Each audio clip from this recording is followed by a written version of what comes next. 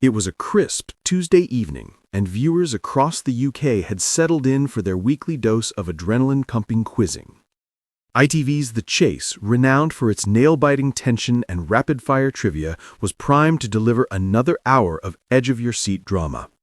But what unfolded in the first few seconds of the show would leave fans simultaneously stunned, frustrated, and reaching for their Twitter accounts. The contestant in question, 28-year-old marketing executive Simon Harris from Manchester, seemed poised for a solid performance.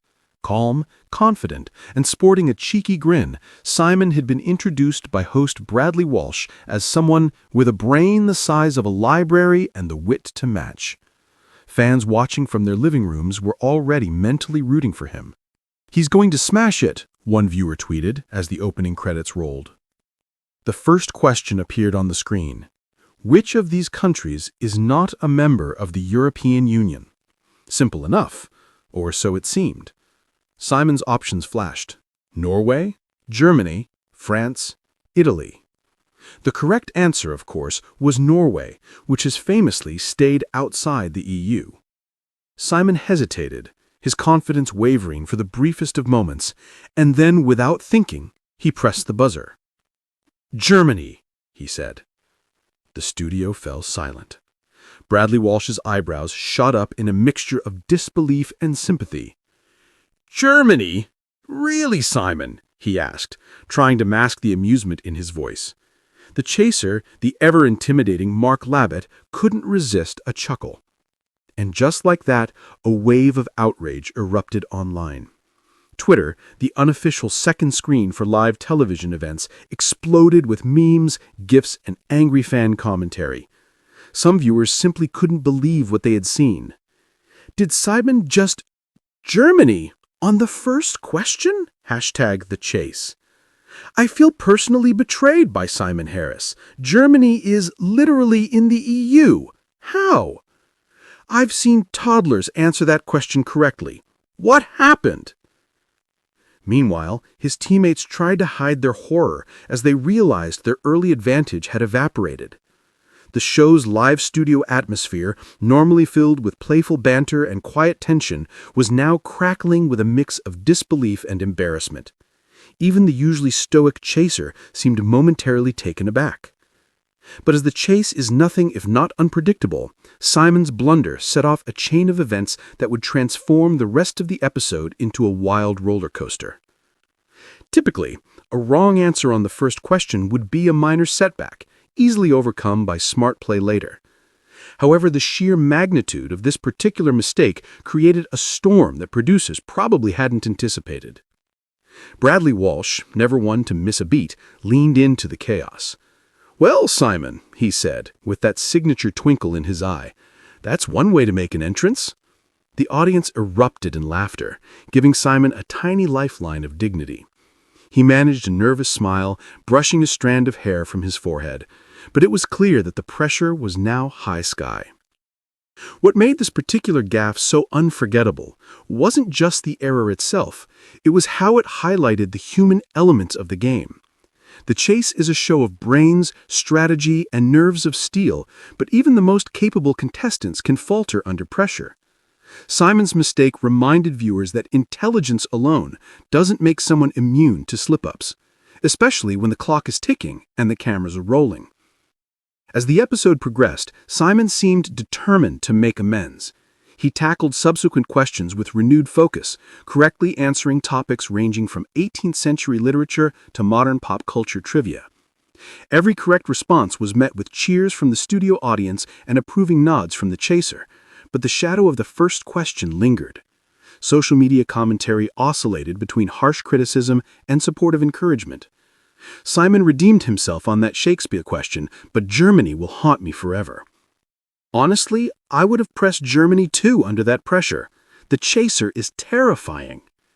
Watching this live was a roller coaster. My heart couldn't take it. The turning point came during the cash builder round. With nerves still frayed from the initial misstep, Simon somehow managed a near-perfect score, amassing a sum that even the chaser surprised. Viewers who had initially written him off began rooting for a miraculous comeback. Bradley Walsh, ever the master of tension, raised his eyebrows and quipped, "Now we're talking. That's the Simon we were hoping to see." By the time the head-to-head round arrived, the atmosphere was electric. Simon, who had started the episode in utter humiliation, now had a fighting chance. The chaser, sensing the shift, intensified his own pace, firing questions with his tag-mark ferocity.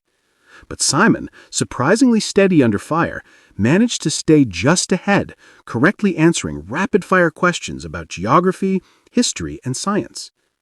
In a twist that left viewers simultaneously breathless and exhilarated, Simon managed to survive the chase despite his infamous first question blunder. The audience erupted in applause, and Bradley Walsh couldn't hide his grin. "Simon Harris," he said, "you may have started off in flames, but you finished like a legend." On social media, reactions shifted dramatically. Early outrage morphed into admiration for Simon's resilience. "From Germany to glory, what a comeback!" "That first question mistake will be legendary, but credit where it's due, Simon pulled it back brilliantly." "I screamed at my TV when he said Germany, and now I'm crying because he survived the beast. Incredible!" By the end of the episode, Simon had done something remarkable. He turned a disastrous opening into a story of perseverance. Fans were left fuming at first, but eventually they couldn't help but respect the contestant who, despite a monumental misstep, refused to give up. The episode became an instant classic, remembered not just for the initial blunder, but for the dramatic redemption arc that followed.